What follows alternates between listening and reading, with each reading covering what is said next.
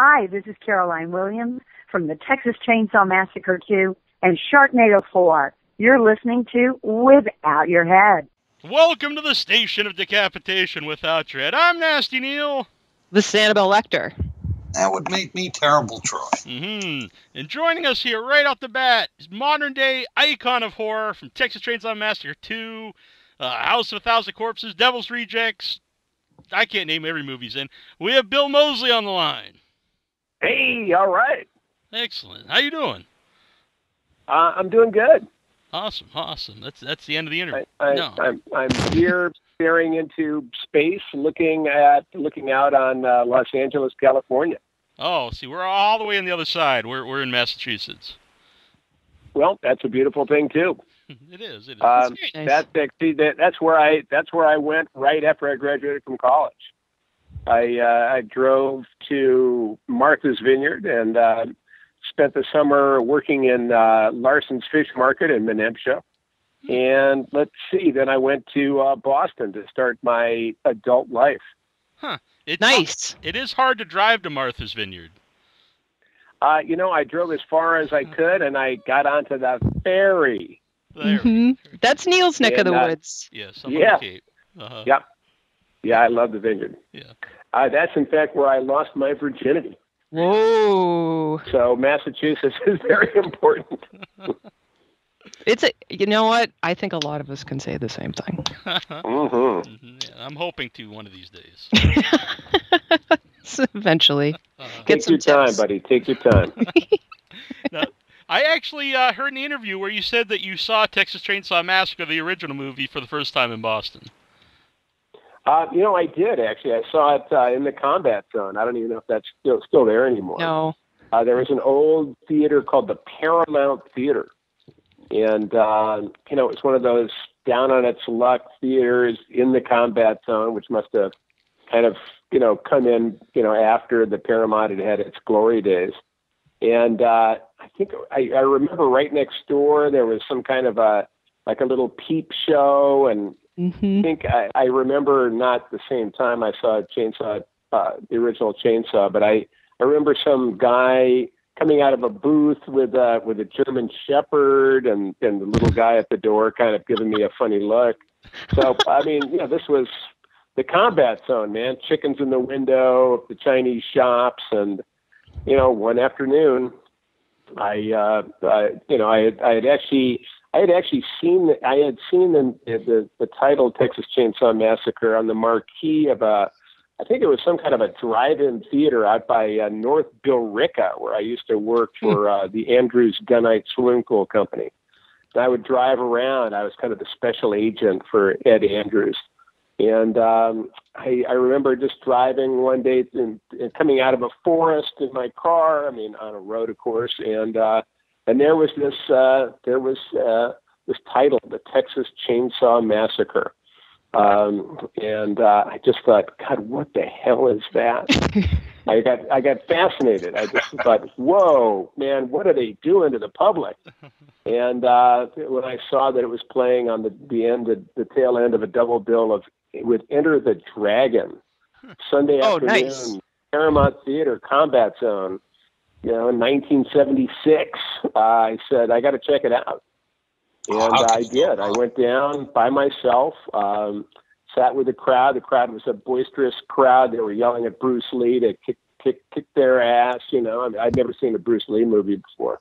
So, come on, Bruce, kick his ass. And it was a lot of fun, a raucous crowd. And then it's time for the second feature.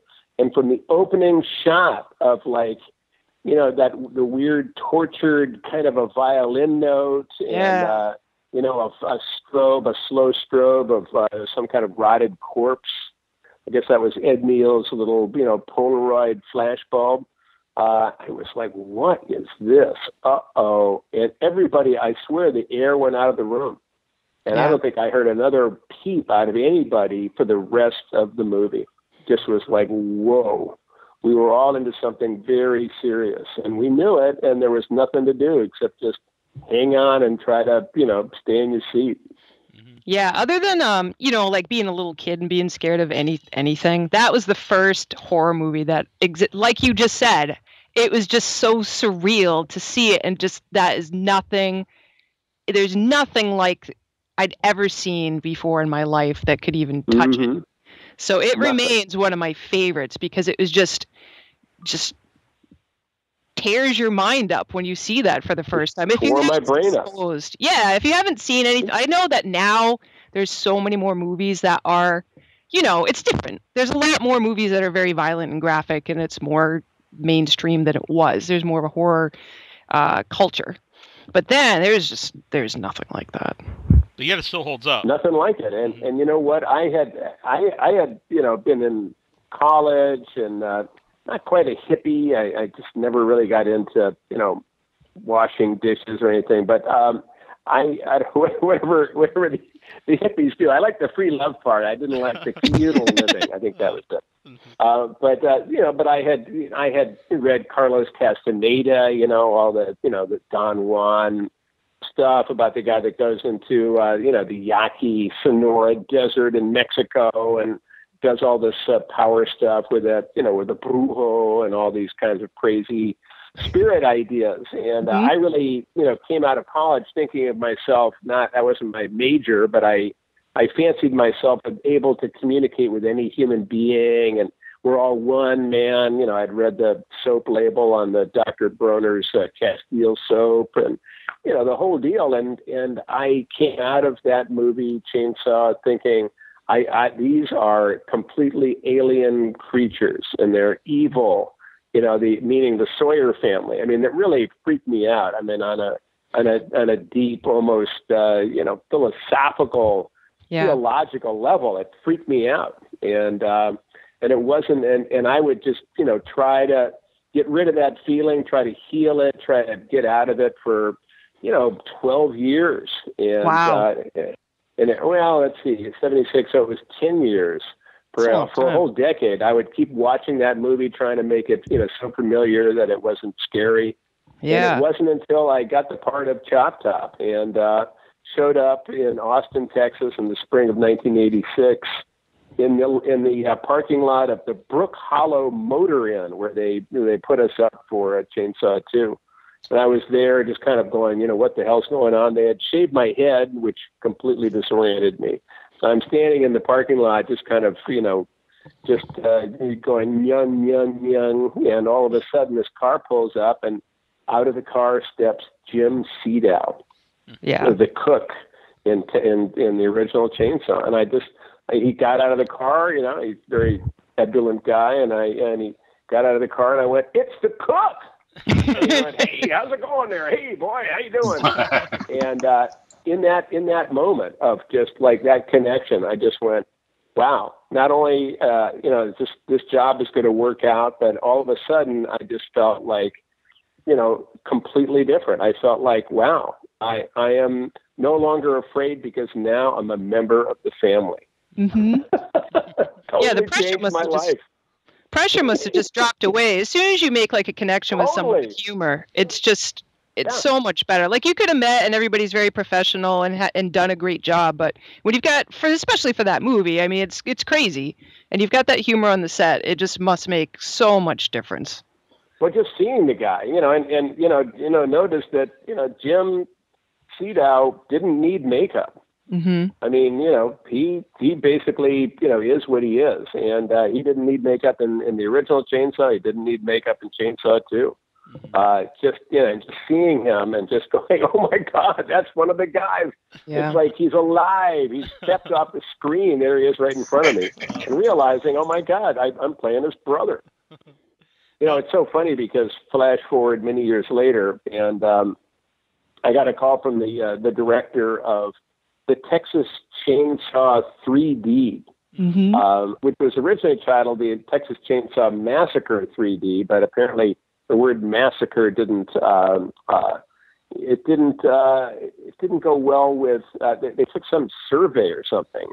Meaning, I guess, Lionsgate, and it didn't test well. So they just dropped that. So it's Texas Chainsaw 3D, and I got a call from the director, and he said, "Hey, I just wanted to call and welcome you because I had been hired to play Jim Seedow's part in Chainsaw 3D." And he said, I just wanted to welcome you to the production. I said, thank you very much. And he said, well, how does it feel to be playing the father? And I said, well, actually, the cook is the brother. And he said, nope, it's the father. Ooh. And I was about to say, what? And something in my head just said, Bill, shut the fuck up. Shut up. Shut up and nod and say, hey, it feels great. Can't wait. All right. Looking forward to it.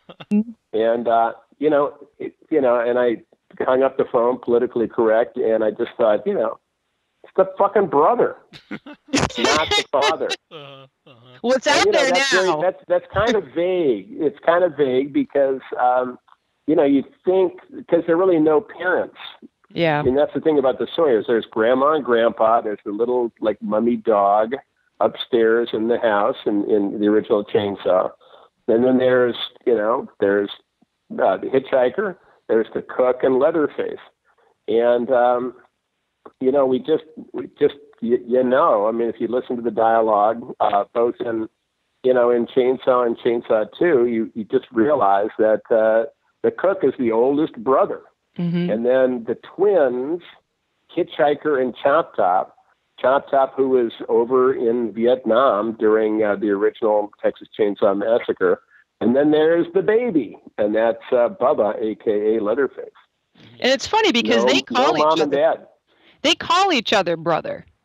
My brother, blah, blah, blah, blah. And Jim's character the cook never does that. So, I could see where people wouldn't necessarily know. It is very big, but... I guess so, except, he just goes, look what your brother did to the door. And, also the shit that we give to Jim Sedow, in a Texas family like that, if you called your dad names like that or gave him any shit, you would be killed.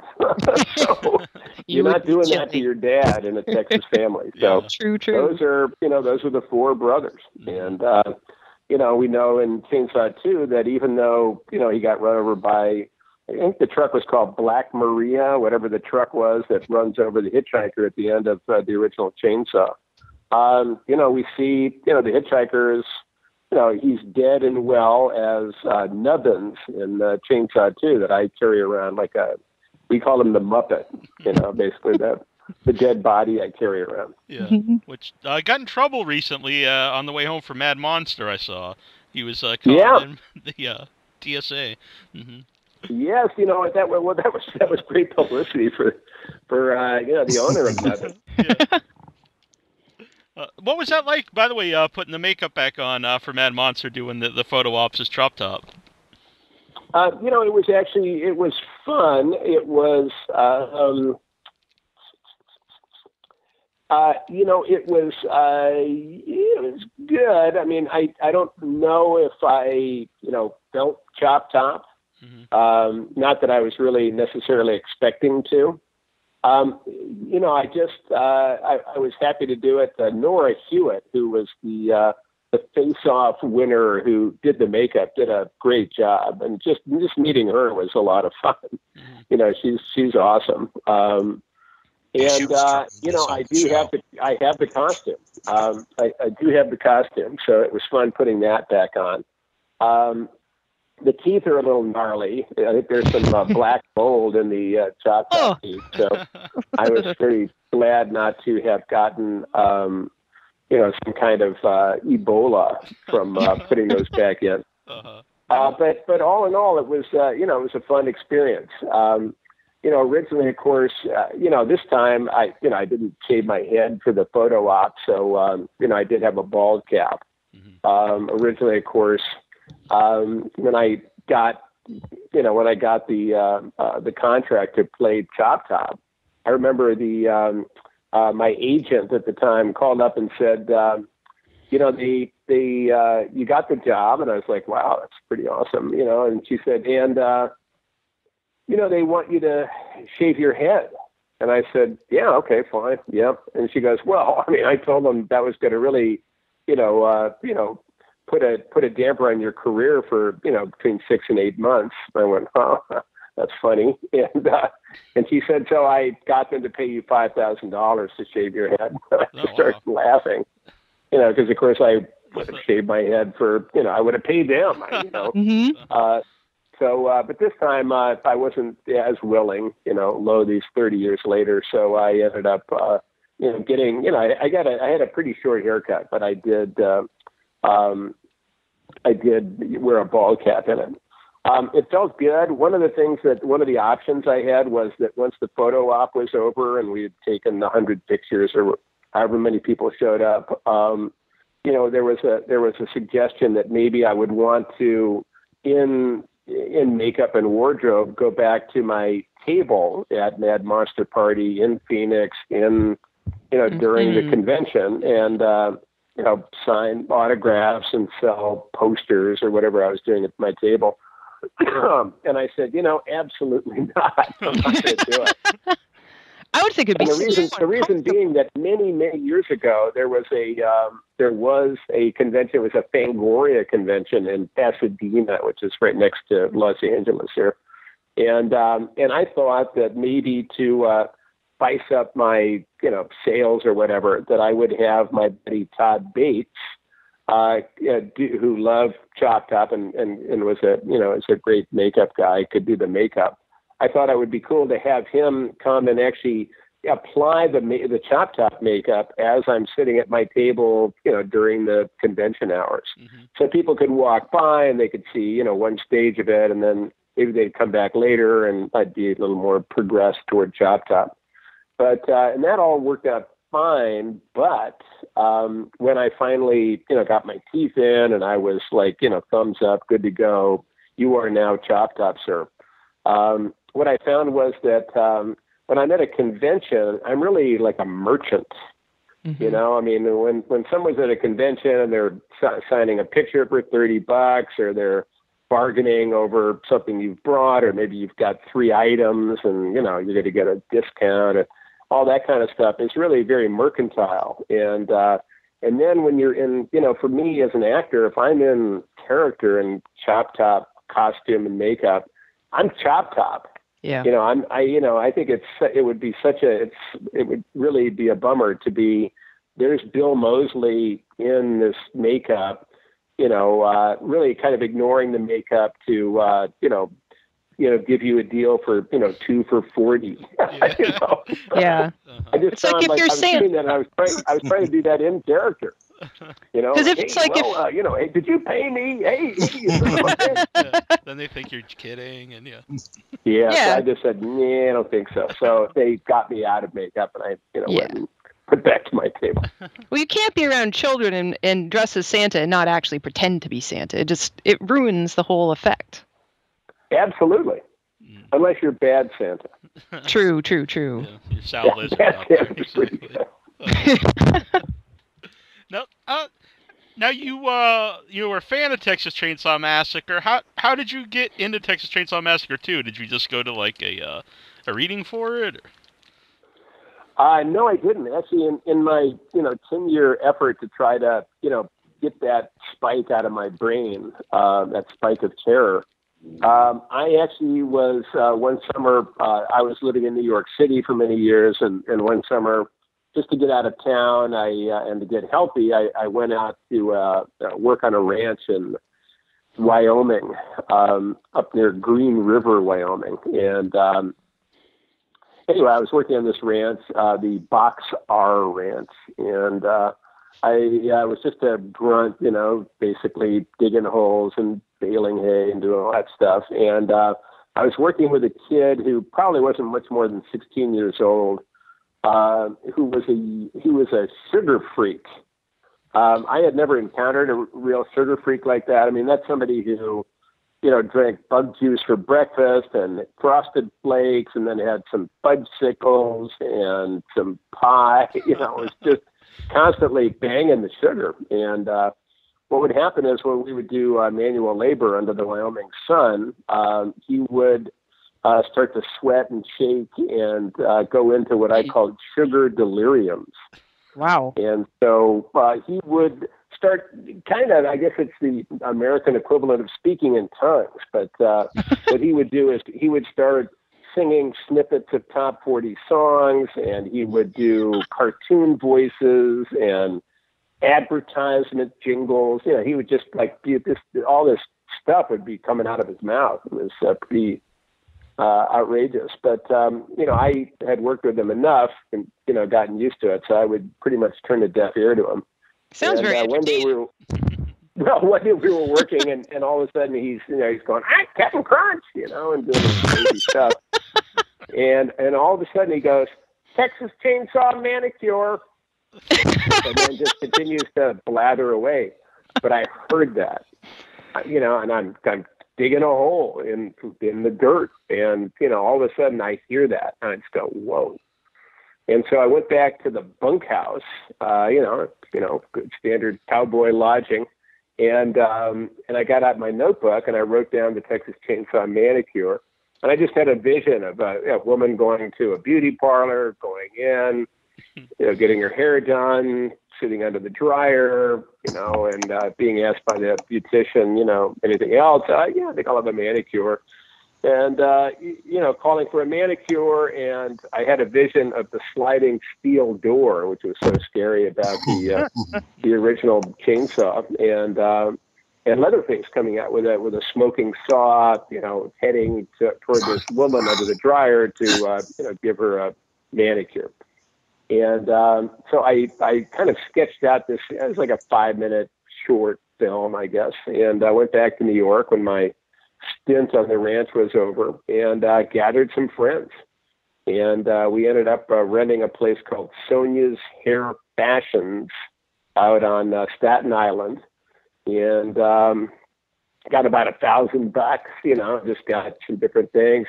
Got a bouncer from, you know, a popular nightclub, you know, huge power lifter guy who's going to be our Leatherface. And, you know, somebody made a mask and, you know, somebody found a chainsaw. It was kind of like, you know, hey, I've got this, you've got that. And we all got together in 1984 and we made the Texas Chainsaw Manicure. And I ended up, you know, so in fact, the woman goes in, she gets her hair done, she sits under a dryer, she wants her manicure. Leatherface comes out with a smoking saw. The woman is screaming. He's like sawing her fingers. It looks like you just imagine she's just got nothing but stumps. And she passes out from fear. And they you know, the hairdresser kind of slaps her face, brings her to, and she's like, oh, no, oh. And she looks down, she's got like a perfect manicure. And so that's kind of the gag. And then she walks out of the beauty parlor to her husband, presumably, who's waiting for her in a pickup truck. And she goes, look, honey, I got the best manicure ever. And then we cut to, there I am behind the wheel of the truck. I'm her husband. And I am dressed and made up to look exactly like the hitchhiker. And I go, hey, that's great, honey. We should celebrate with some head cheese. And I had actually gone out and bought like some head cheese, which is, you know, frankly, not really a dramatic piece of meat. But, you know, what's dramatic about head cheese is, you know, knowing what goes into the making of head cheese. Mm-hmm. But anyway, I had this like nondescript hunk of head cheese. And actually in one take, I even licked it, which was really a bad idea. And anyway, so there was the Texas Chainsaw Manicure. I had gone out of pocket. I had actually gone into debt to make it. And I was living in New York at the time, and I tried to sell it to Saturday Night Live. There was a comedy show on ABC called Fridays, which was the Saturday Night Live competition. Nobody seemed to want it for one reason or another. No Saturday Night Live stars, too long, done videotape, not film, you know, all these different things. So basically what that meant was that I, you know, basically went to work as a waiter, you know, to try to make the money to pay back Broadway Video. That was, you know, Lauren Michaels' production company. And they're the ones that had, you know, had been very excited about editing, you know, letting me edit the Manicure there. And they were, they got less excited as the process went on. And finally, they would call me like every morning at 8:00, to dun me for the, $800 I owed them or whatever. And so I was basically stuck with the manicure. I was, waiting tables, trying to give a little bit to Broadway Video to pay off my debt to them. And I was also, what I did before I was a professional actor was I wrote for magazines. And one of my regular employers was a magazine called Omni, which was a science fiction magazine, nice glossy mag back in the 80s. And I would do arts columns for them. And so they called me up and said that MGM wanted me to, they were going to fly me out on a junket to cover the making of 2010, the Space Odyssey sequel. Mm-hmm. So that was cool. So I went out to Los Angeles and, they put me up and everything. And I had a buddy from high school who was working in Hollywood. He was already, he and his writing partner had written Who Framed Roger Rabbit. Oh, wow. And so they were already like a hit writing duo. And so I went to dinner with my buddy. His name was Peter Seaman, actually Peter S. Seaman, yeah, believe it or not, and his wife. And I brought along a VHS copy of The Manicure. I know this is a long story, but no, it's good. Okay, so I had dinner with them at their house in the Valley, and then I said, "Hey, I got something to show you," and I put on the Chainsaw Manicure. And I ended up, they loved it. And my buddy Pete Seaman said, "Look, dude, my writing partner and I have an office right across the hall from Tobe Hooper." Huh. And, for your listeners, he, that's the writer, director of the original Texas Chainsaw Massacre. Mm-hmm. And so I said, "Well, geez." And my buddy said, "Look, if you let me have a copy of The Manicure, I'll walk it across the hall to him." So I said, "Sure, absolutely." So, he took the Manicure and he did what he said he was going to do. He took it to Tobe, and apparently Tobe watched The Manicure, all 5 minutes of it, and got so excited about it that he called in his producing partner. I guess Tobe was working on Poltergeist, and his producing partner was Steven Spielberg. And Steven came in and watched The Manicure and also loved it. And they especially loved, as it turned out, my portrayal of the hitchhiker. And not only did my buddy walk The Manicure into Tobe Hooper, but he also got Toby's home number from Toby's secretary or something. And he told me to give Tobe a call in about a week or something. So I did my job on the set of 2010, and I flew back to New York, and I called Tobe Hooper. And miracle, I found out that he hardly ever answers his phone. So when I called him, he actually answered the phone. I didn't know that till later, but he answered the phone, and I identified myself. I said, "Hi, Tobe. I'm Bill Moseley. I'm the guy that did the Texas Chainsaw Manicure." And he went, "Oh, hey, Bill. Yeah, I love The Manicure." I said, "Well, great. I'm glad to hear it." And he said, "Yeah, who was the person that did who played the hitchhiker in that?" I said, "Well, actually, that was me." And he goes, "Well," he said, "that was great, man." He said, "Look, man, if I ever do a sequel, I'll keep you in mind." And I went, "Whoa, that's awesome." He said, "Yeah, stay in touch." So I remember, I think I sent him a postcard, and then never heard from him for the next couple of years. So I figured that was certainly a cold trail, but it was exciting. Mm-hmm. It felt, even though I, was basically still in debt for the Manicure, that it was nice to have, the man, say nice things about it. Yeah. So, and then, it was like, some cold, dark night in early 1986, and the phone rang, and I could tell back then, we didn't have, this was pre-cell phone, that you could kind of hear how you could hear basically if it was long distance or not. And there was a kind of a sizzle to the call. And so it was this guy saying his name was Kit Carson. And I think I had read maybe on page 6 in the New York Post, like some gossip stuff about Kit was like the hotshot writer, husband of Karen Black, and they had like a kid, and so there was some kind of, I'd heard the name before, and he told me that he wanted to get my address and send me a copy of the Texas Chainsaw Massacre 2 script, and I said, "Geez, all right." So I gave him my address. I mean, I figured, geez, maybe it really is this guy. And sure enough, a week later, the script arrived. And he had told me to read it and, pay attention to the character of Choptop. Excuse me. So I did and read it. And I thought it was a funny script. And I thought Choptop's like a big part.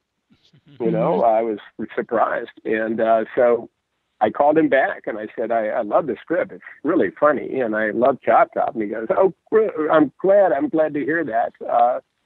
We'll be in touch." And, I'm thinking I hung up and I'm thinking, well, hey, maybe they'll fly me out to LA. Maybe I'll get a free plane ticket back to LA. If I have to audition or anything, I'm not going to get the part. I'm not really a professional actor kind of thing. I could act, but I wasn't trying to make a living at it. And instead, about a couple of days after that, I get a call from the Canon Films legal department asking where should, do I want to negotiate the contract or do I have an agent? Wow. And I'm just going, what the hell is going on? This is completely surreal. And I had met an agent at a Christmas party, an agent from William Morris. So I called her up and said, "Would you negotiate a contract for me?" And of course, she said, "Sure, it's free money." So she called him up and she called me back and said, "Well, I got some good news and some bad news." And I said, "Well, what's the good news?" She goes, "Well, you got the part. I mean, I guess it's real. You got the part." I was like, "Wow, that's amazing." And she said, I said, "What's the bad news?" And she said, "Well, they're only going to pay you scale."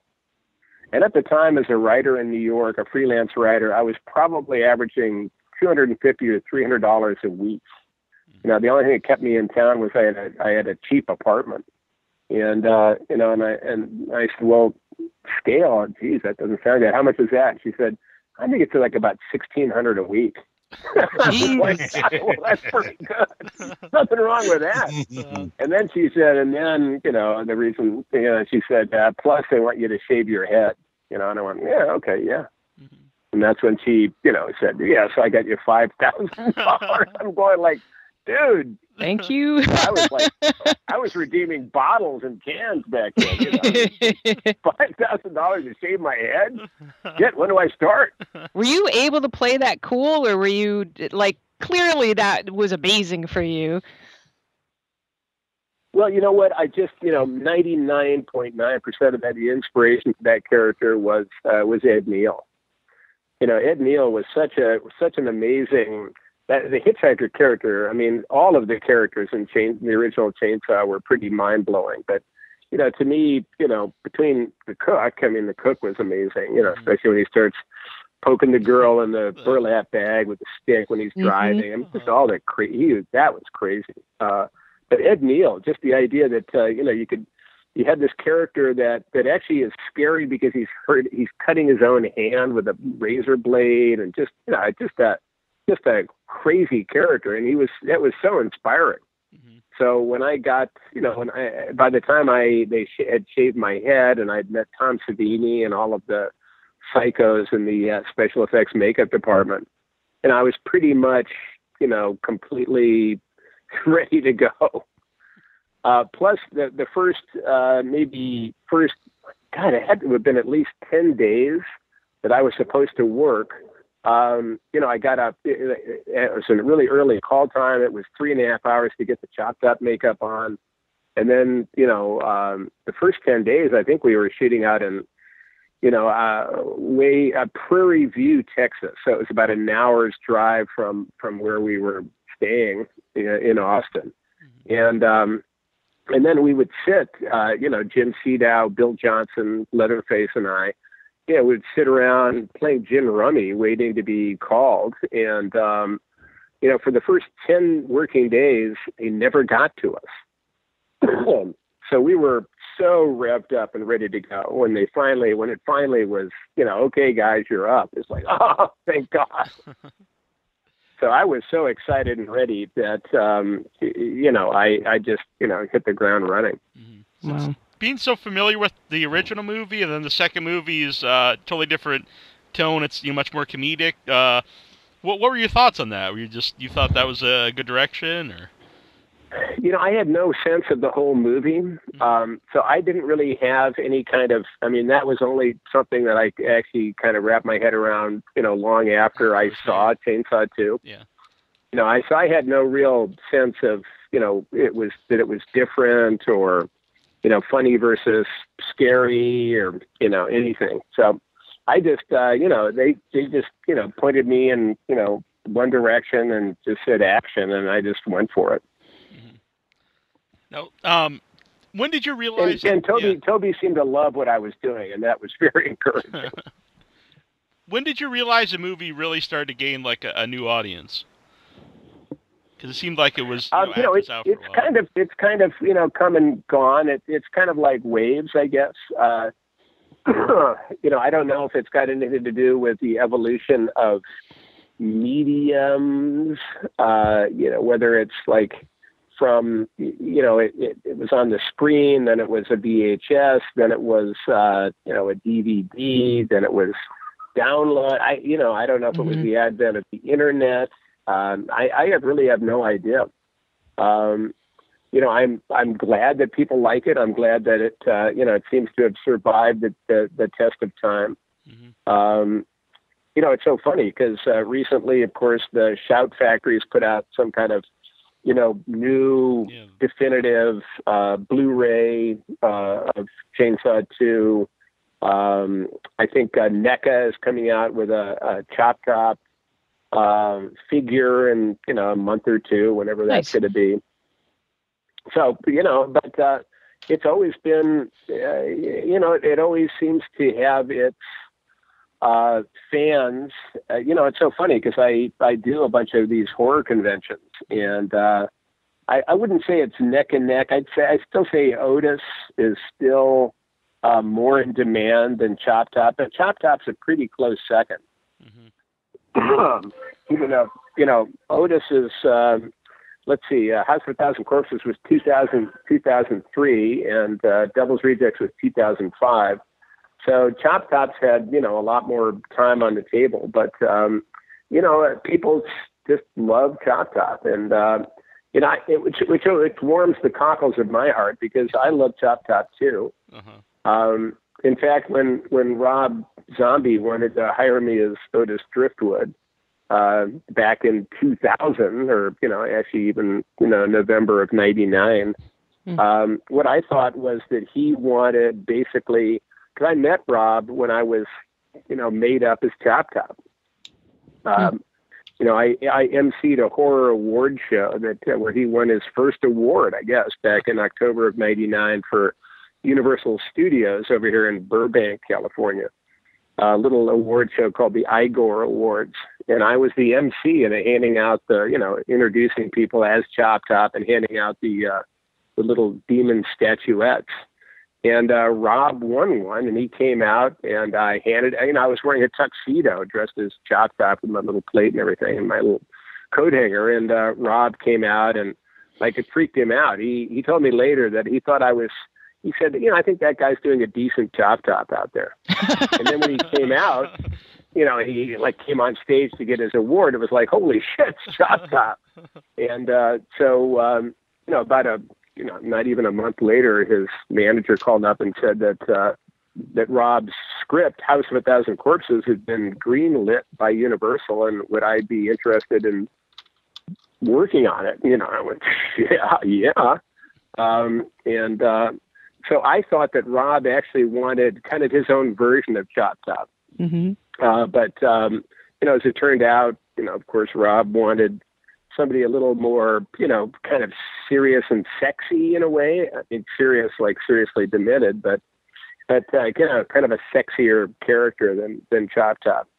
So that was a big surprise to me, but I'm glad he saw that in me.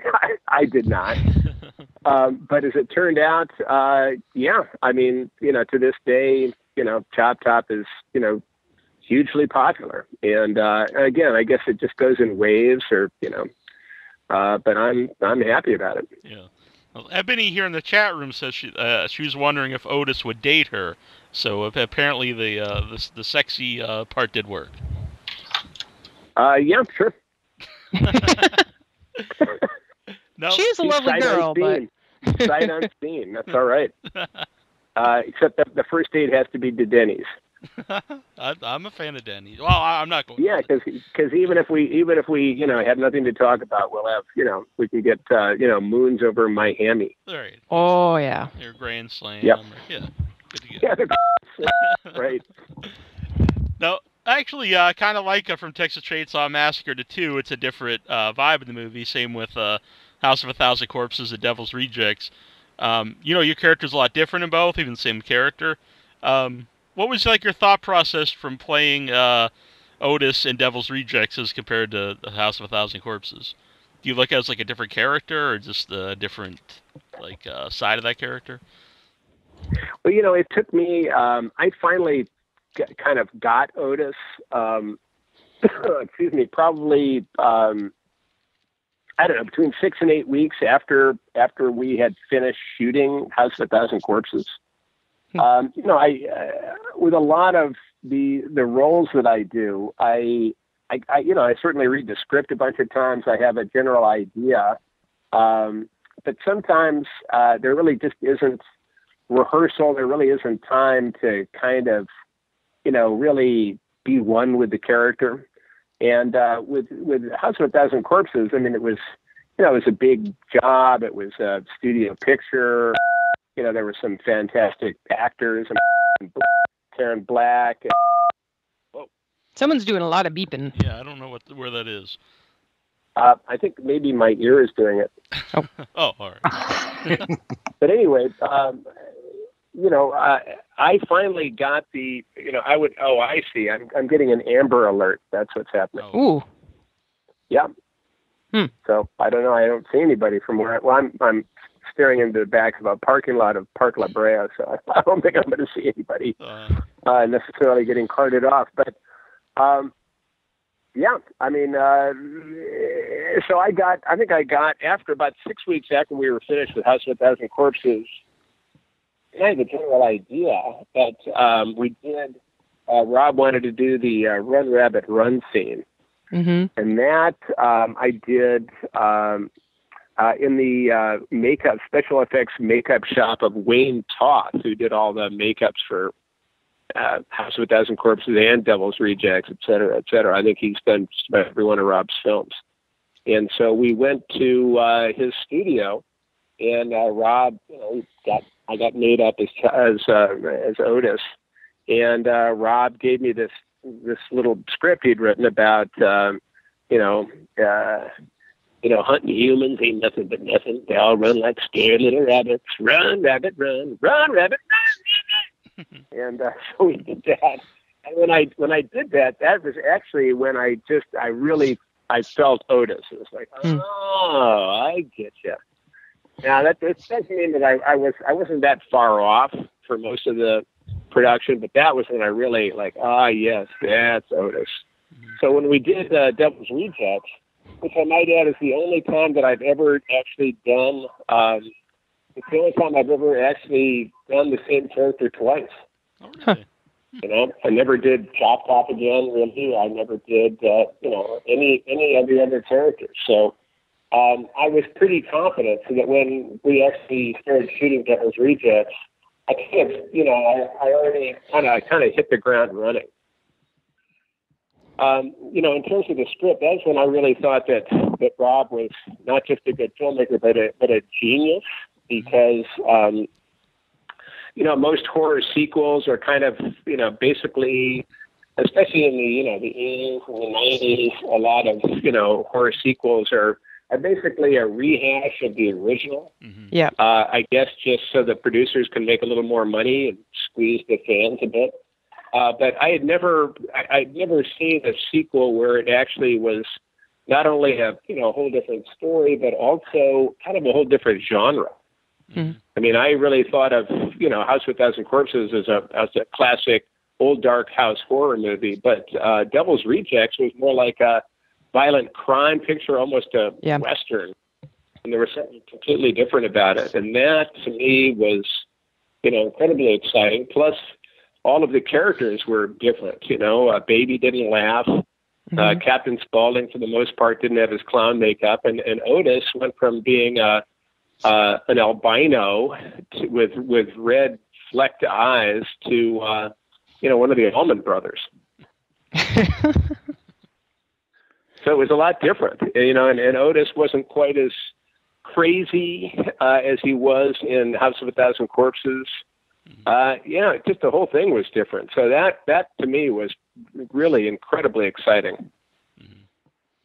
I don't know if you have a preference, but that is my favorite of the two movies, Devil's Rejects.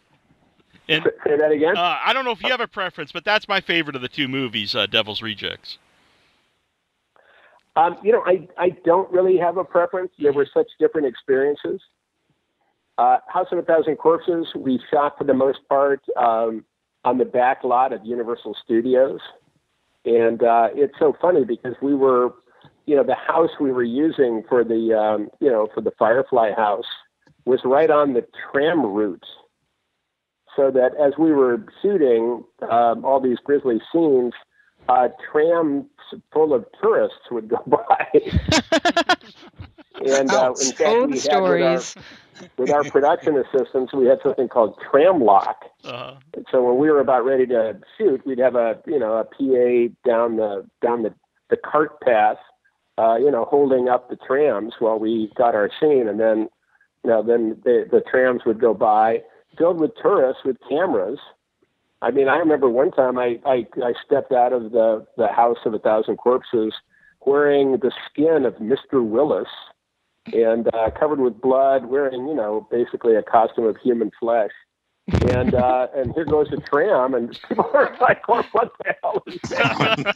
You hear it going, and on your right, Rob Zombie's new movie. And, we'd be waving and smiling, covered with blood and gore. So, what was interesting was that the House of a Thousand Corpses was actually the chicken ranch in the Dolly Parton movie of The Best Little Whorehouse in Texas. Mm-hmm. That was the same house. Now, there's been a lot of talk, rumblings about a possible third movie. Have you heard that? And would you be interested in being in it? Yeah, I'm totally up for it. Mm-hmm. I have heard that, that I think it came out, Rob and Sherry and my girlfriend Lucinda and I and our daughter Marion had a really fun dinner end of January. And we got together here in L.A., went to a nice vegan place, everybody had a lot of fun. And I think Rob, a couple of days after that, Rob posted, I guess, a picture of, the three rejects, like maybe the DVD cover art or whatever. And I think he said something like, would you like to see another movie with these characters in it? And, it ended up, I think that was Instagram or something, and it ended up with like 20,000 likes or something like that. Mm-hmm. So, I know that the interest is there. I knew that just from doing the horror conventions, et cetera, and, my own Instagrams and, different social media where it just people are, dying for another one. And, I'm up for it. I know that, it's so funny because Rob, I think, didn't even really want to do a sequel to House of a Thousand Corpses. I think he probably just had he didn't really want to do the typical horror sequel thing. But I think Lionsgate gave him enough, money certainly, and freedom, creative freedom, so that he came up with The Devil's Rejects, which was pretty amazing. So I don't, he was reluctant to do I think sequel in general, although, of course he did Halloween 2. Maybe his reluctance has melted a bit over the years. But I think that he'd like to do it. I had always heard that there was, that Lionsgate Pictures owned sequel rights, and so I don't really know what all of the behind-the-scenes stuff is in terms of rights and money and splits and all the business side of that. I think that's really holding it back a lot more than the creative side. Yeah. It was when I was in LA a few years ago. A friend works at Lionsgate, and he had me come in there and like a tour of what's going on. And there was still all kinds of Devil's Rejects and stuff all around the building. I'll bet. And there was like a poster that was never used, and you could tell like it still meant a lot to the people who worked there. Well, who got us? Who basically rescued us? Us meaning House of a Thousand Corpses. As you know, we we shot that movie in 2000 and on the back lot of Universal, et cetera. And when Rob showed, I don't know if it was a rough cut or a first look to some of the brass at Universal, they were horrified. They were saying like, this is not a Universal film. Kind of, they did not want to release it. And I don't know if that was also, maybe that was Columbine. I don't know what was going on then. Just there was some politics and violence in the movies and R-rated material to kids and whatever was going on. Universal just did not want to release the movie, and so we ended up. The good news is they gave Rob the rights to try to find another buyer for it, another distributor. So we wandered in the wilderness, as I call it, for about 3 years there, and almost had a deal at MGM, but that fell through. And then finally, a woman from Lionsgate, and a great buddy for a long time, a woman named Shayla Johnson, saw a screening of House of a Thousand Corpses, I think at an early Monster Palooza out here or something. And she, went back to her boss, who was the head of movies at the time, a guy named Peter Block at Lionsgate. And she said, "You've got to get this movie." And so thanks to Chayla, Peter saw it and just said, "Oh my God, we've got to do it." So I guess Lionsgate, worked out a deal with Universal or whatever and put it out as a Lionsgate film. That took 3 years. And then when it opened, I think it made its money back in the opening weekend. So, that was like, because I think people had, I have still a bunch of old VHS tapes that, that came out, at 90, maybe early 2000, 2001, maybe, that still have trailers for House of a Thousand Corpses. Mm-hmm. So there was a lot of fan interest, and I think a lot of the message boards and, websites and, Fangoria, Rue Morgue, a lot of magazines were very excited about this movie, and then it just, never came out. And so when it finally did, there was all this pent-up excitement, and, a lot of people went to see it. And that then created, so much of a buzz that, of course, that begat Devil's Rejects. I think it also, because we made enough money, that also, encouraged Lionsgate, to put out Cabin Fever came out right after us, and Hostel. I mean, it kind of ushered in the golden age of Lionsgate horror. Mm. Which lasted a long time, and and certainly included Devil's Rejects. Mm-hmm. I think the waning vestiges of that included Repo, the Genetic Opera, which I was also in. Yeah. Mm-hmm. And I think Midnight Meat Train. I mean, and then I think there was a changing of the guard. Yeah. And I think that Lionsgate, was less interested in horror. Maybe I don't really know what happened there, but.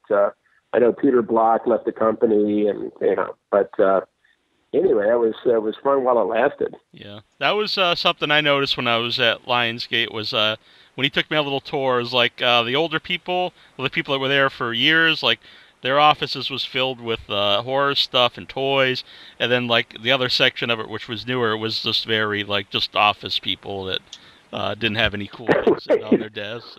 Right, Hunger Games and whatever. Yeah. Let's see. We got a lot of questions from Facebook. Dave Deadman wants to know: do you have any music projects on the horizon? I do, and please thank you for asking. I'm about to do, I think in 2 weeks, I'm going to be in Indianapolis for something called Days of the Dead Horror Con. Mm-hmm. And one of the things that what we're doing there is a listening party. And we're doing a listening party for a project I did actually a year ago, March, down in Louisiana with Phil Anselmo of Pantera and that band Down.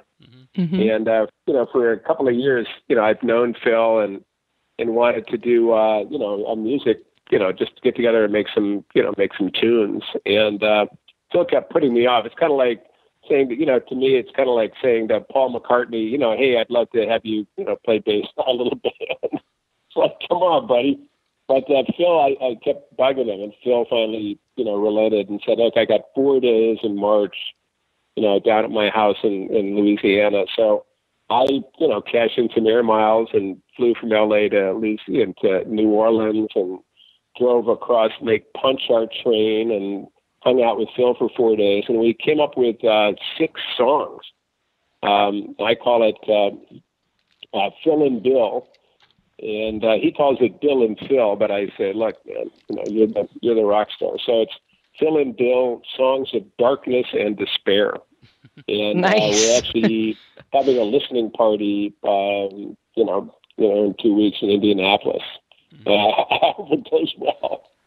That sounds really awesome, actually. Yeah. Now, you mentioned Repo. Is there going to be a sequel to that? I think that was another one that I think Lionsgate is probably in no great hurry for that. So what happened was Darren Bousman, who directed it, and Terrence Zadunich, who was the co-writer of Repo, along with a guy named Darren Smith. Darren Bousman and Terrence Zadunich came up with their own, Repo-like idea called The Devil's Carnival. Mm-hmm. Mm-hmm. And they put out the first Devil's Carnival a couple of years ago, and then very recently Devil's Carnival Part 2. I guess based on Aesop's fables, and hell and heaven, and very cool stuff. Very musical, and so that's I think what's kind of how Repo is kind of metamorphosed into the Devil's Carnival. Mm-hmm. Yeah, I'm a big fan of those, so I hope to see another one. Yeah, me too. Yeah, me too, because, I played the magician in the first 2. And I'm told that, when, I guess, and if there's a third installment of the Devil's Carnival, that the magician will actually get a song. Nice. Look about time. I know, I'm very excited about it. Let's see here. Joe Mazzella wants to know, in the Night of the Living Dead remake, did Tom Savini want you to play the Johnny Zombie as well? And if so, why didn't you? It was so funny because when I got the part of Johnny, I had this great idea. I had read the script, and I had this great idea, and I said to Tom, I've got this idea. Why doesn't Johnny, once he's become a zombie, why doesn't he just kind of wander into the house and just, kind of walk toward Barbara. And there's Barbara, and even though she's, holding a gun, it's her brother coming toward her, and she's kind of paralyzed. Doesn't know what to do. And then, have Tony Todd come in and just see Johnny as some zombie that's wandered in. So Tony Todd then kind of nonchalantly lops off my head with a machete. And as my head is rolling on the floor, Barbara goes, "Johnny!" And you see my eyes look up, and you kind of wonder if that was really recognition? Did he kind of unzombify there in the last seconds of his life, or what happened? And so I thought this was very creative and cool. And I remember telling it to Tom Savini, and Tom said, he said, it's a great idea, but there's no budget for that. so what they ended up doing, there wasn't even a budget to fly me back.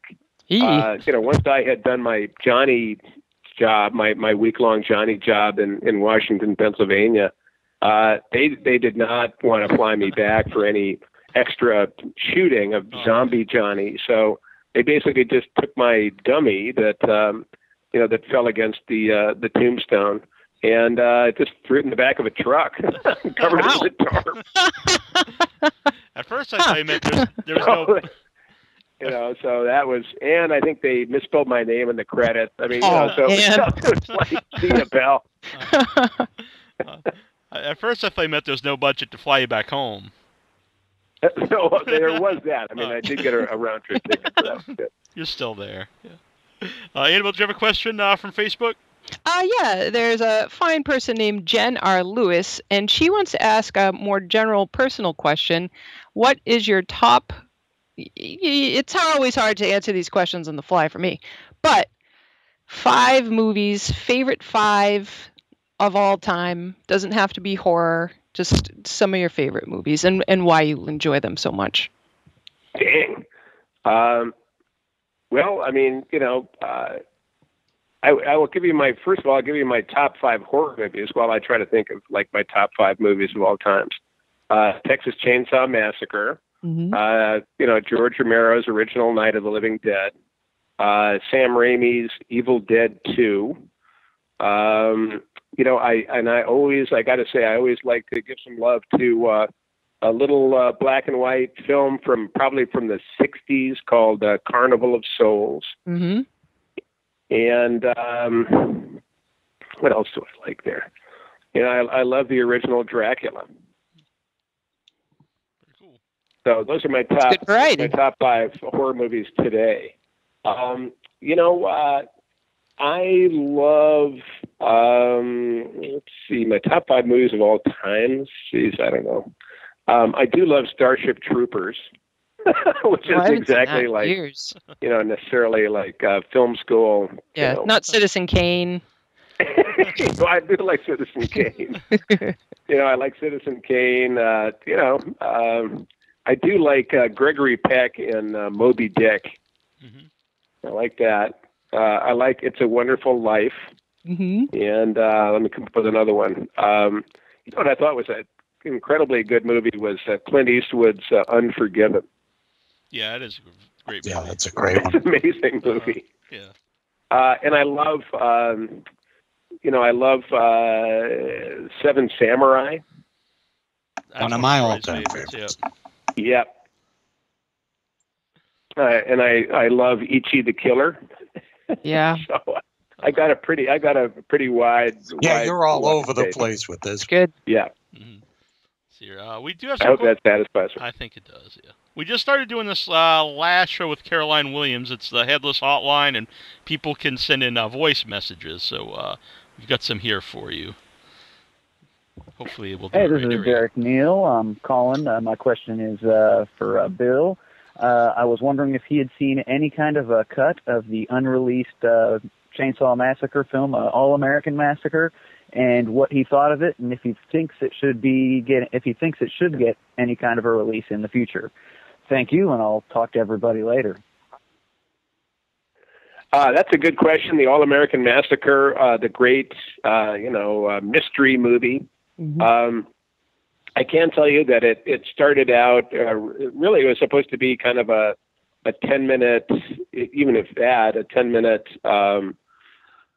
short film to show off William Hooper's, that's Toby's son, well, we call him Tony Hooper's special effects makeup, not makeup, but basically special effects, special graphic effects, computer graphics skills. And, the idea that it was basically, it started out with a Geraldo Rivera-like camera crew that goes into the mental penitentiary where Choptop is being held, and it's 10 years after Chainsaw 2. So what I liked about the idea was that, in addition to everything else, that Choptop now has a much bigger plate because, of course, he's been scratching for 10 more years.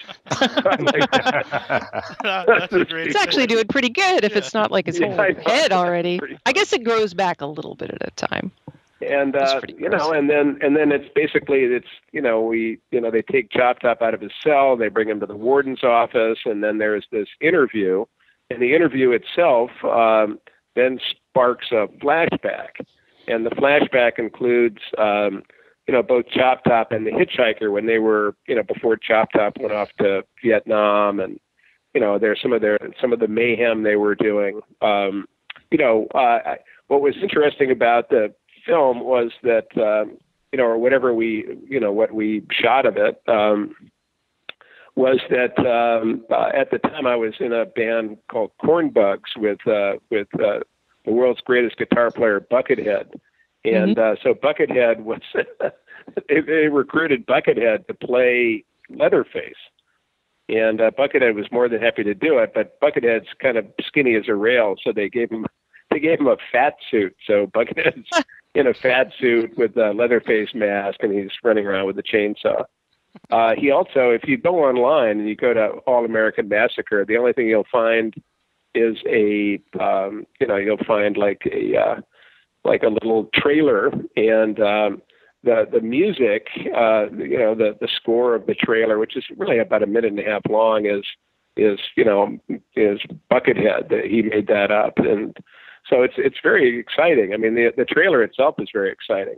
Mm-hmm. I think what happened was that again, I think it got too big for what it was intended to be.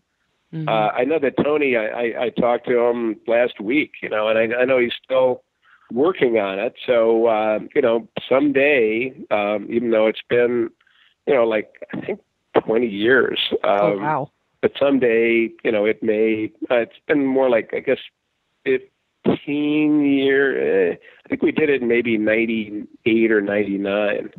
So, close to 20 years. I only hope it comes out. I think it was really a lot of fun to do. And, what its fate will be is more of a William Hooper question than a Bill Moseley question. But my fingers are crossed. Yeah.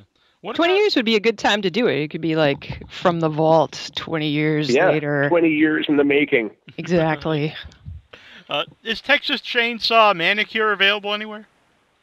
Right. I have it on DVD. I was going to, it was funny because when Shout Factory was doing this, this brand new, Blu-ray package with all kinds of extras and everything. I talked to the guy Michael Felcher who was putting this thing together, and I offered him. I said, "Look, I got the Manicure. If you want to, include that."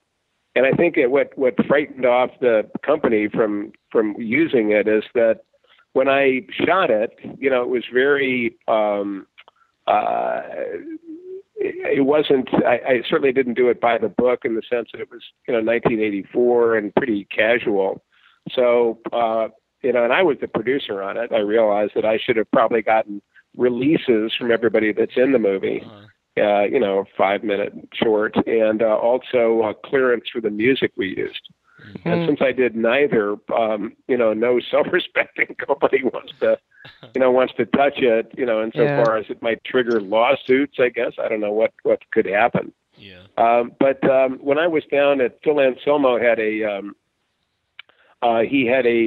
he does an annual metal music horror convention called Housecore, I guess horror and metal or whatever. And I put together a nice DVD copy of Chainsaw Manicure and showed that there. And in fact, that reminds me, I think what I'll do is I'll certainly bring along a copy of the Manicure and show it at the Days of the Dead Indianapolis. That'd be awesome. Could you run that as like an indie film at the various cons you go to and just... I don't know if that would have. I mean, I guess that would be awesome. I don't know. I don't know if you don't. I think if you don't charge people to, watch it, there can't really be any kind of, legal problems with it. Mm-hmm. I would think they'd jump all over that. Any convention you're at would be super into that. Yeah, it's cool because then you definitely see like, young Choptop, Choptop in the making. Mm-hmm. That'd be sweet. I'd be in for that and one. it's very funny. I mean, it's well shot. It was, I think Ed Lockman shot it, and Ed is, like now one of the most, respected cameramen and, in show business. And, so it looks great. And I edited it. We did edit it at Broadway Video, even though we still owe them, a couple $100. They'll be coming out of the woodwork. Yeah. All right, here's another Just one. don't give them my address. It's another one from the Headless Hotline. Hi, this is TJ calling again. I'm calling to ask a question of Bill Moseley. I wanted to ask him what his experience filming Silent Night, Deadly Night 3 was like, and if he watched the second movie and consciously decided to do something different than Eric Freeman. Anyway, talk to you guys later. Hey. So what was the question again? He'd asked about the experience filming Silent Night, Deadly Night 3, and if you watched the second one and tried to act differently than the character in the second film. I didn't. To this day, I have not seen the second one. So I didn't really have I had no idea what I was doing. Basically, it was another, they said, look, you want the job or not? And I was, yeah, sure. Uh-huh. So I did not come to it with, with knowledge and respect for the first two. And for that, I'm eternally ashamed. No. It actually, I think that works really well with that series of films. Okay, good. Because, the director of number 3 was Monty Hellman.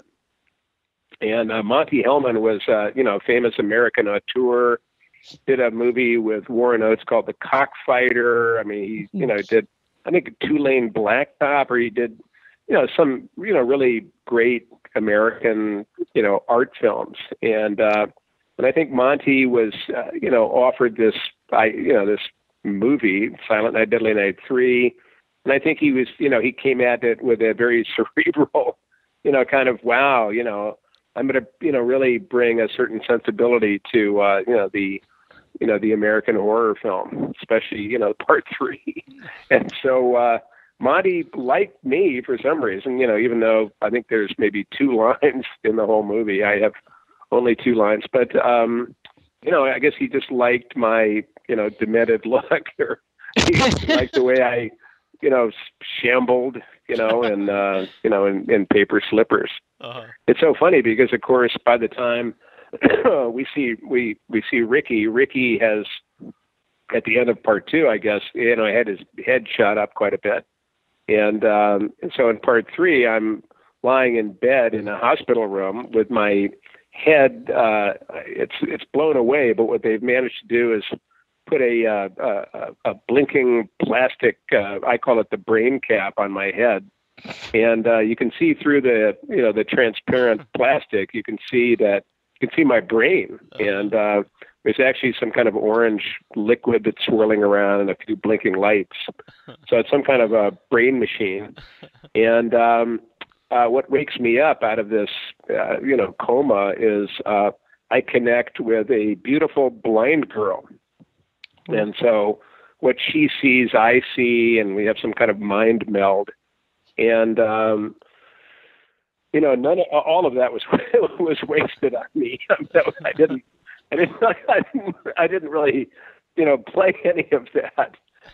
Per se, I'm sorry to, disabuse you that thought I went deep on that one. But the one thing I can say is that I actually, one of the fears I had as an actor was that I would never be able to cry if there was some kind of a scene that required, deep emotion and tears, that I would just, never be able to make it happen. And, we were shooting one night, and I had left the hospital because I was, had this mind, connection with the blind girl. And she was headed to her grandma's house, outside of Los Angeles or whatever. And so I ended up getting there first. And to do so, I had been hitchhiking in a hospital gown. I had been picked up by Carlos Palomino, who was the recently retired middleweight boxing champion of the world, I guess looking to get into acting. And so he picks me up, and I kill him, I guess, quite quickly, and I take his windbreaker and his stocking cap. And so, we cut to Grandma's house, and I'm standing, and then the doorbell rings. She opens the door, and there I am standing in the front door, wearing a blue windbreaker and this stocking cap kind of, pulled over my brain cap. It just, it didn't look awesome. But anyway, she invites me in because she thinks I'm a homeless guy. And, and so she sits me down at the dinner table and says, "Oh, you must be hungry." And she goes into the kitchen, and she, ladles me out a bowl of hot turkey soup. And she comes into the living room, and she puts it down in front of me. And I thought I'd make an actor's choice since I'm kind of a, like a zombie type guy. So I picked up the spoon, the soup spoon, with my off hand. I'm a lefty, so I picked it up with my right hand. And I took a bite of the soup as they're filming. And the grandma, the very kindly woman, beautifully casted woman, standing over me smiling, and I'm, having a spoonful of turkey soup. And in that moment, I felt so warm and loved. I just, here's this wonderful grandmother, and I was in this, I just felt everything was so friendly and warm that, I just started to cry. And I was, tears were coming down my cheeks, and I heard Monty in the darkness go, "And cut." And I'm just there with these, these tears coming out of my eyes, thinking, "Oh my God, this is so weird." And then all of a sudden, the crew started to applaud. Wow. And I just was just thinking, "Oh my God, this is wild." So that was, certainly one of my many fond memories of Silent Night, Deadly Night 3. That's very cool. Thanks for asking that, TJ. It was a good question. Yep. Hey, Bill, AJ Punk here. Just a quick question. Your characters are, very terrifying and scary to some people. Just curious, is there anything that actually scares you? I look forward to your answer, and have a great night. What scares me? Yeah. You mean me, the civilian? Yes, I believe so, yes. Well, what happened in Orlando the other night scares the crap out of me. Yeah. I have kids, so of course I have all kinds of, 2 girls, so, I have lots of, parentally, emanated fears about them and, their safety, that kind of stuff. I mean, I would certainly, I've been watching commercials for Independence Day. Mm-hmm. And, it would really be scary if, I looked out the window one day and there was like a giant black ship, hovering over Los Angeles. Uh-huh. That would be scary. Mm-hmm. What also is scary is, people are pretty scary. Especially people that you think are, perfectly okay, and then all of a sudden they become like psychotic. So that's pretty scary. Mm-hmm. I don't know. I guess, certainly, getting some kind of incurable disease, I don't know. What else is scary is our we have a tortoise who's, gotten bigger. He's probably about got to be up to about 10 pounds. And Whoa. he just crawls around the apartment. And one of the things that I'm scared of, even though it hasn't happened yet, is that this Sunday I'm going to be at my desk or watching TV or something, and all of a sudden, he's going to come over and bite off one of my toes. I'm scared about that. Yeah, that's trying to train him, but you never know. I mean, the guy just did this, be hungry and mistake it for like a little, I don't know, little mushroom or something. You might have dropped some food on your toe. Exactly. Troy here has a pet tortoise himself. Yeah, she's only 1 pound, though, so I don't have to worry about it. Oh, man, they do get big. Yeah. Ours is named Bob, although it could well be a female for all I know. I have no idea. Well, we found out because ours is Hal, and then we discovered that it was a girl, and so now it's Hallie. Yeah, well, that's nice. Yeah. She's a margin. Well, I have to roll pretty soon, so let's maybe another question or two. And yeah, sounds good. I know it's a little over 15 minutes here. So I did want to ask, actually brought up Bob, was, Bob Elmore, they have a special interview with him on the Texas Chainsaw Massacre 2 Blu-ray that just came out that we've been talking about. So it's good to see that he's getting some recognition, because I know he was overlooked for a lot of years. And just your thoughts on Bob Elmore, working with him, and that he's being recognized for the movie again. Well, I think that, Bob did do a great job. I think that it was kind of nonplussed Bill Johnson to, I think they really didn't want him to touch, a working chainsaw, which I think was maybe erring a little on the side of caution. But I thought, I thought Bob did a great job. I know that, my stunt guy was a guy named Dan Behringer, and, he did a good job. I think really when it comes right down to it,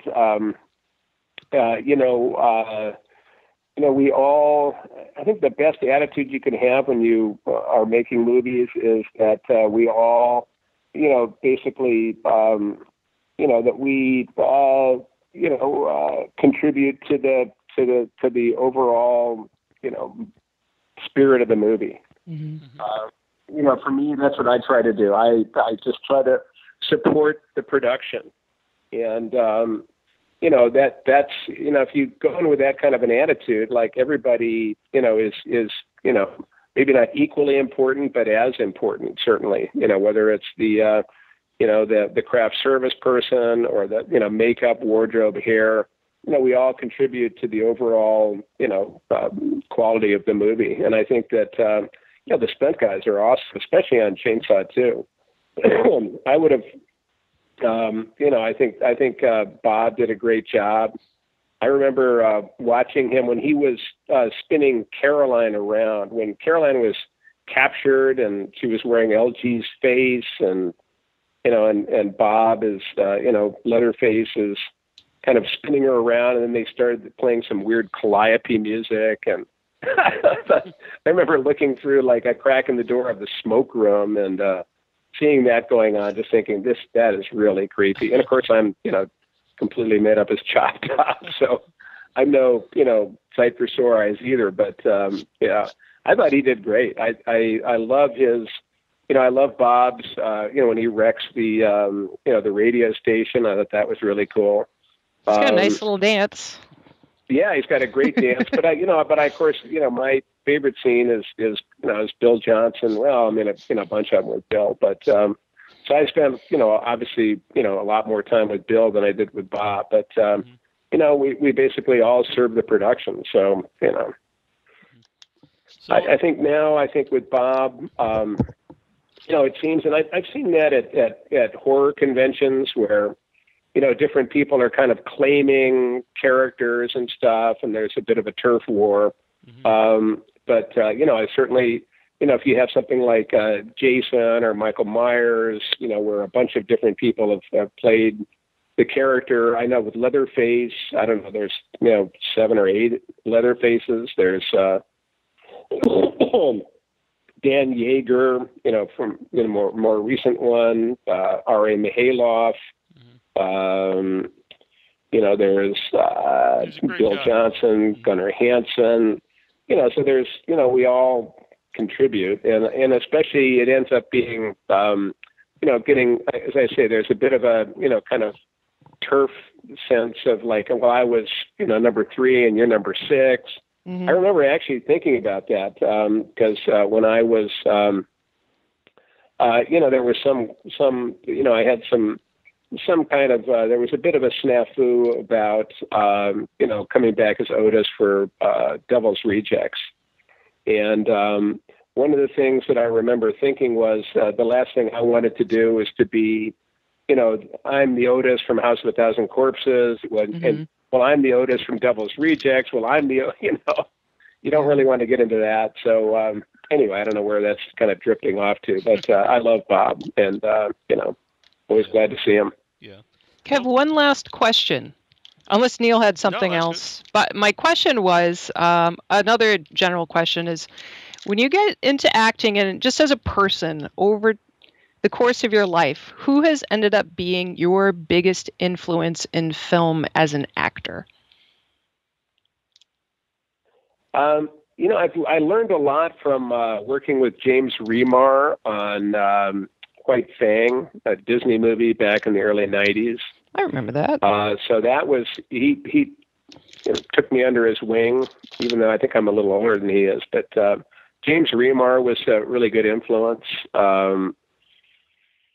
He taught me the banana, which is when you're walking either away from or toward camera, you should always do it in a parabolic arc. Because if you walk straight forward or backwards, the camera really can't, doesn't have that depth. So you need to make this, this arc.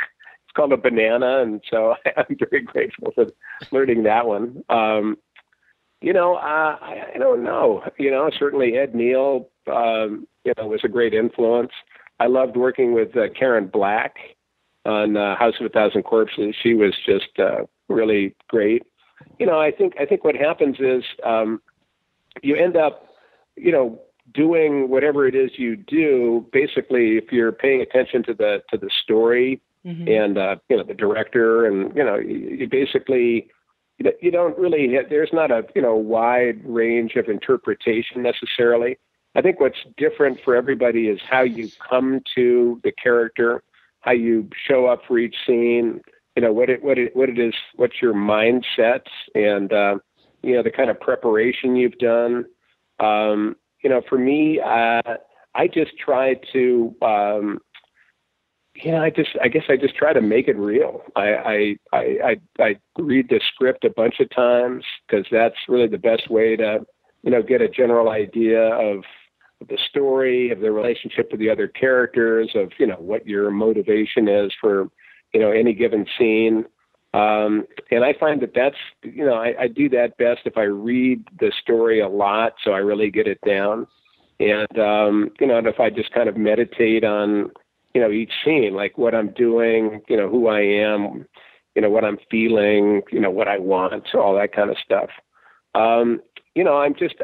The thing that I guess also irks me is when somebody is acting in a scene where they're really just trying to grandstand and kind of get, the best, looks, maybe their left side is better than their right and all that kind of, stuff. That to me is kind of annoying and distracting.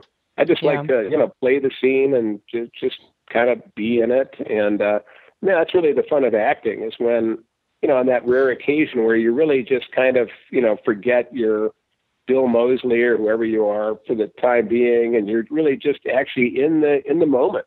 I mean, that's the fun part. And and of course you got to, you can do that, but you also have to be mindful of your marks and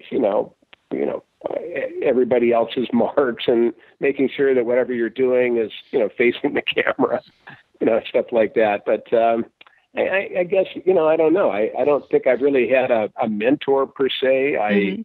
I always respect the directors. So I don't know if that answers the question. It's very thorough. I think definitely. Oh, good. Yeah. Well, we want to thank you for coming on. It's been a great time talking to you. Well, thank you for having me. I do appreciate it. And I want to, again, wish my best to you all, and let's do it again. Definitely. Absolutely. Oh, real quick. This is a real quick one.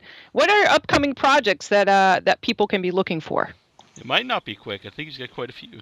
Oh, yeah, that's right. I did look at your IMDb. It's insane. Yeah, well, the IMDb, if 1 out of 10 of those works out, I think I'll be rich.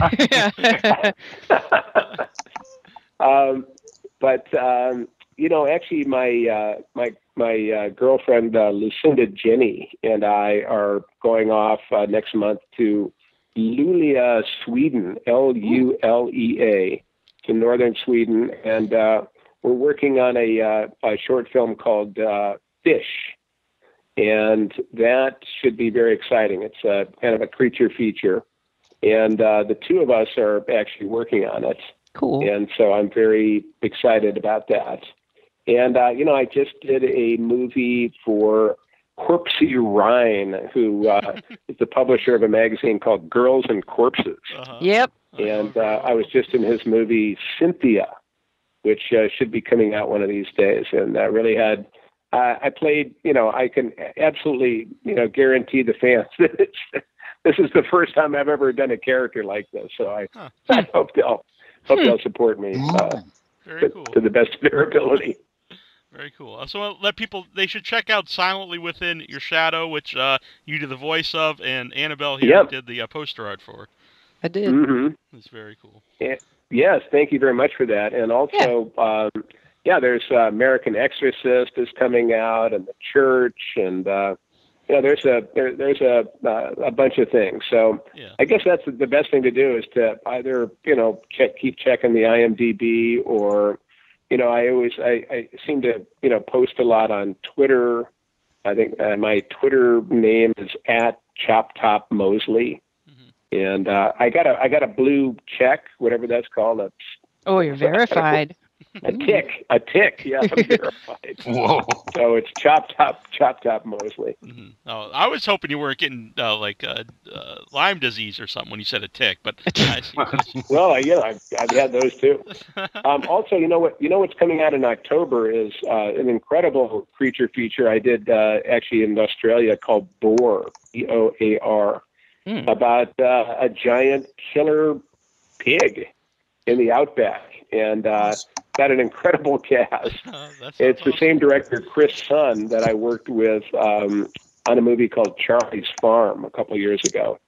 And his next one is called Boar, and according to his Facebook page, it's due out October 2016. So I think that's going to be really a lot of fun. Does that boar steal a baby? Does it steal a baby? I don't think so. Just remember the dingo line. That was a long time. Yes, but you know what? I think it's kind of an homage to Razorback. Oh, okay. Yeah, which is one of the great '80s Ozploitation movies. Exactly.